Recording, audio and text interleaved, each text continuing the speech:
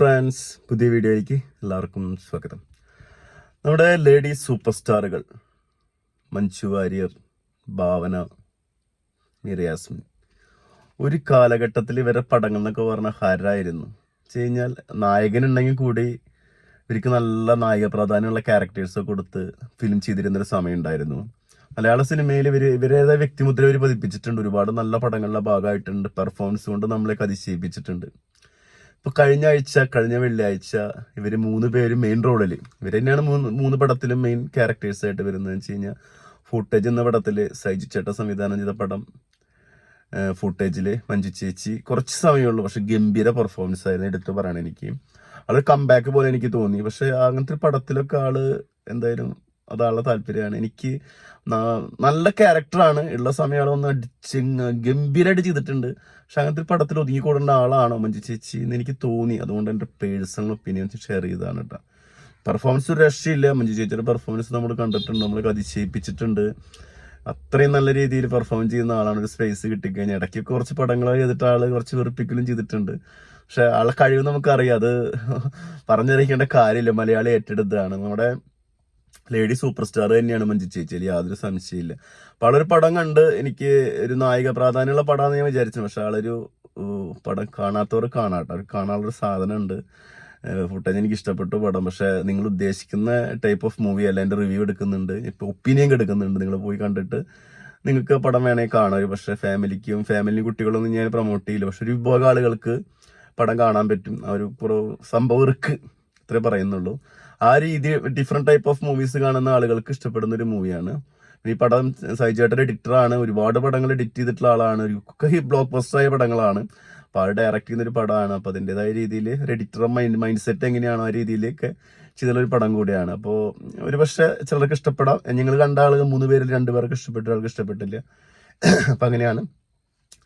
എന്തായാലും ഒരു ഡിഫറെന്റ് ആയിട്ടുള്ളൊരു ഫീൽ ആയിരുന്നു, അറ്റംപ്റ്റ് ആയിരുന്നു. അപ്പോൾ മഞ്ജു ചേച്ചി ഇപ്പോൾ എന്ന് വെച്ച് കഴിഞ്ഞാൽ കാലങ്ങൾക്ക് ശേഷം പടം ചെയ്തതാണ്. എനിവേ പെർഫോമൻസ് ബേസിൽ അടിപൊളിയാണ്, ഇല്ലയെന്ന് പറയുന്നില്ല. പക്ഷെ ആ ഒരു മഞ്ജു ചേച്ചി നമുക്ക് തിരിച്ച് കിട്ടാണ്ട് ഇനി.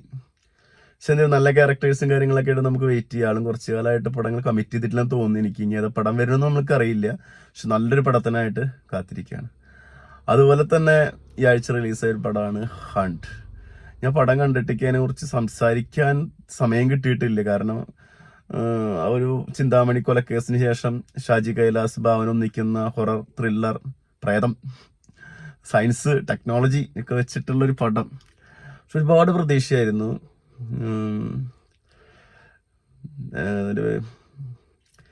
വൺ ടൈം വാച്ചബിൾ എന്നുള്ളൊരു ഫീൽ വെച്ച് കഴിഞ്ഞാൽ ഇതൊക്കെ കുറച്ച് മുമ്പ് ഇറങ്ങേണ്ട സബ്ജക്റ്റാണ്. കാലം തെറ്റി സഞ്ചരിച്ച സിനിമ എന്നൊക്കെ പറഞ്ഞ പോലെ കുറച്ച് മുമ്പേക്ക് ഇറക്കി ചെയ്യാറുന്നു. ഇതിലൊക്കെ പെർഫോമൻസുകളൊക്കെ ഉണ്ട്. എല്ലാവരും നല്ല രീതിയിൽ പെർഫോമൻസ് ചെയ്തിട്ടുണ്ട്. ഡയറക്ഷനൊക്കെ ഷാജി കൈലാസിന്റെ ഡയറക്ഷൻ അറിയാം. ഇപ്പോഴും ആ കാലഘട്ടത്തിൽ നിന്ന് ഇന്ത്യയിലൊക്കെ അപ്ഡേറ്റ് ആയിട്ട് ചെയ്യുന്ന ഡയറക്ടേഴ്സിൽ ഒരാളാണ് ഷാജി കൈലാസ്, ജോഷി, അങ്ങനത്തെ കുറച്ച് ഡയറക്ടേഴ്സ് ഉണ്ട്. അവരൊക്കെ മാറ്റങ്ങൾ ഇപ്പോഴും ഇംപ്ലിമെന്റ് ചെയ്ത് കൊണ്ടുവരുന്ന ആളുകളാണ്. പക്ഷെ ഇതിലെന്തോ ഇവിടുത്തെ സബ്ജക്റ്റും കാര്യങ്ങളും മെഡിക്കലും ഒക്കെ നമ്മൾ ഒരുപാട് കണ്ടതാണ്, ഒരുപാട് പടത്തിൽ കണ്ടതാണ്. വേണമെങ്കിൽ ഒരു പ്രാവശ്യം വൺ ടൈം തിയേറ്ററിൽ കാണാം എന്നാണ് എനിക്ക് തോന്നിയത്. പേഴ്സണലി എനിക്കൊരു ആവറേജ് എക്സ്പീരിയൻസിന് താഴെയാണ് തോന്നിയത്. പക്ഷെ പെർഫോമൻസുകൾ ഉണ്ട്. അഭിനയിച്ച എല്ലാവരും നല്ല സ്പേസ് കൊടുത്തിട്ടുണ്ട്. പെർഫോമൻസ് സാധ്യതയൊക്കെ ഉണ്ട്, ഇല്ലെന്ന് പറയുന്നില്ല. മോശം പറയാനും പറ്റില്ല. പക്ഷെ നമ്മളിത് പറഞ്ഞില്ല, കാലം തെറ്റി വന്ന പടമാണ്. ഇതൊക്കെ ഇറങ്ങേണ്ടത് 2024 ആയല്ലോ. അങ്ങനെ പ്രശ്നമുണ്ട്. ഭാവന എന്നൊരു നടിയുടെ പെർഫോമൻസുകളൊക്കെ നമുക്ക് കാണാം. മോശമില്ലാത്ത പെർഫോമൻസുകളൊക്കെ നമുക്കിത് കാണാൻ പറ്റും. പിന്നെ നമ്മുടെ മീര യാസ്മിൻ എന്ന് പറഞ്ഞു കഴിഞ്ഞാൽ എനിക്ക് ഭയങ്കര ഇഷ്ടപ്പെട്ട നടിയാണ്. ഈ 2 പേരെ ഇഷ്ടമില്ല എന്നുള്ള ഉദ്ദേശിച്ചു. പക്ഷെ എനിക്ക് ഭയങ്കര ഇഷ്ടപ്പെട്ട നടിയാണ്. ഞാൻ ഭയങ്കര ഫാനാണ് മീര യാസ്മിന്റെ. അത് 1-2 പടങ്ങൾ എനിക്ക് ഭയങ്കര കണക്റ്റഡ് ആയ പടങ്ങളുണ്ട്. പക്ഷെ ആളിപ്പോ ചെയ്ത് കൂട്ടുന്ന പടങ്ങൾ, ഇതിന് മുമ്പ് ചെയ്ത പടം ഏതാ, രാവിലെ തന്നെ പറഞ്ഞു പടം തുടങ്ങുമ്പോൾ തന്നെ ശവമായിട്ട് പോണ പടം. എനിക്ക് ഭയങ്കര പ്രതീക്ഷയുള്ള പടമാണ്. അച്ചുവിന്റെ അമ്മയ്ക്ക് ശേഷം മറ്റേ നരനും കൂടി ഒന്നിക്കുന്ന പടത്തിന്റെ പേരെന്റെ നാവിന്റെ തുമ്പത്തുണ്ട്. അതിൽ ഭയങ്കര ശോകമുഖമായിരുന്നു ഉള്ള പെർഫോമൻസുകൾ. അതിനുശേഷം ചെയ്യുന്നൊരു പടമാണ് പാലും പഴവും. അശ്വിൻ VKP സംവിധാനം ചെയ്ത പടം കേട്ടോ. അതാണ് എനിക്ക് ഏറ്റവും വലിയ കോമഡി. VKP അടുത്ത കാലത്തുള്ള പടങ്ങളൊക്കെ അറിയാം നമുക്ക്. പക്ഷെ ആള് ഒരുപാട് ഇത്ര നല്ല പടങ്ങൾ ചെയ്തുള്ള ആളാന്നറിയോ. പക്ഷെ അതില്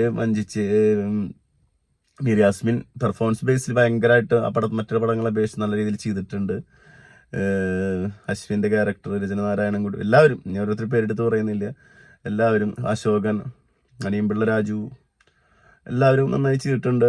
സംഭവം കുറെ എന്തെങ്കിലുമൊക്കെ കണക്ട് ആവുന്ന കുറെ കാര്യങ്ങളൊക്കെ ഉണ്ട്. പക്ഷെ അതും പറഞ്ഞ പോലെ ഫ്രഷ് അല്ല, കാലം തെറ്റി സഞ്ചരിച്ച സിനിമയാണ്. VKB ഒക്കെ അറിയാം ഈ പടമൊക്കെ എത്ര പോകുന്നൊക്കെ അറിയാം. ശരി, പടം ഈ പടം ചെയ്യുമ്പോൾ മീര യാസ്മിൻ അറിയില്ല. ഈ പടം പ്രൊമോഷൻ വരെ കൊടുത്തിട്ടില്ല, തിയേറ്ററൊക്കെ തപ്പി പിടിക്കേണ്ട പാട്. അപ്പോൾ ഇവർക്കൊക്കെ എന്താ പറ്റിയത്? ഒരു കാലത്ത് നമ്മുടെ ഇൻഡസ്ട്രി അടക്കി പോകാനിരുന്ന ആളുകളാണ് ഈ മഞ്ജു ചേച്ചി, മീര യാസ്മിൻ, ഭാവനയൊക്കെ. ഇവർക്ക് നല്ല പടങ്ങൾ ചെയ്യാനും ഉള്ള സ്പേസും ഉണ്ട്. ഇനി ഇവർക്ക് വേറെ വല്ല പ്രശ്നത്തിൽ വിട്ടുണ്ടവര്, അതും പറയാൻ പറ്റില്ലല്ലോ ഇപ്പോഴത്തെ സമയം. അപ്പോൾ സിനിമ തിരിച്ചു വരണം.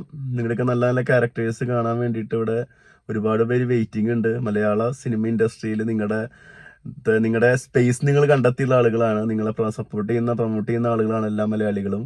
അപ്പോൾ all the best, come back. തിരിച്ചു വരാൻ പ്രാർത്ഥിക്കുന്നു. നല്ല പടങ്ങൾ കിട്ടട്ടെ.